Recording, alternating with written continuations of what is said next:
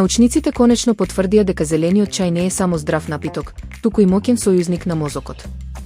Клучната состојка, епигалокатехин-галат, според студија објавена во списанието Geroscience, ја поддржува виталноста на нервните клетки и го штити мозокот од оштетувања поврзани со старење и Алцхајмерова болест.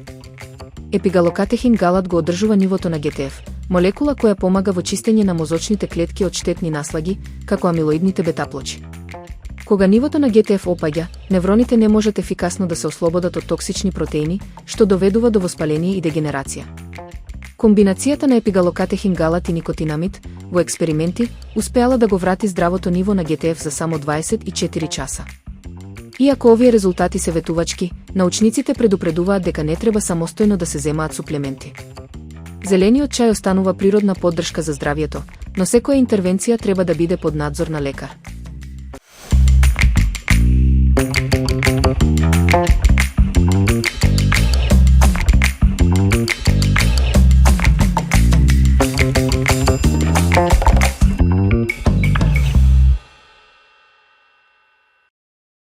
Ако барате идеја за неделен ручек што ќе ги собере сите околу трпезата, овој традиционален рецепт со свински ребра, зелка и компири е вистинскиот избор.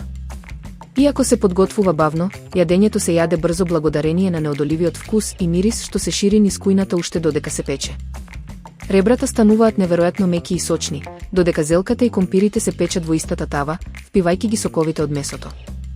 Ако се користи кисела зелка, се добива и пријатна киселкаста нота, што му дава дополнителна длабочина на вкусот.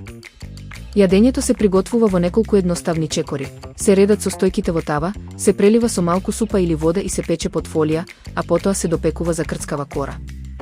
Рецептот е за 4 лица, но според реакциите, можеби ќе посакате повеќе.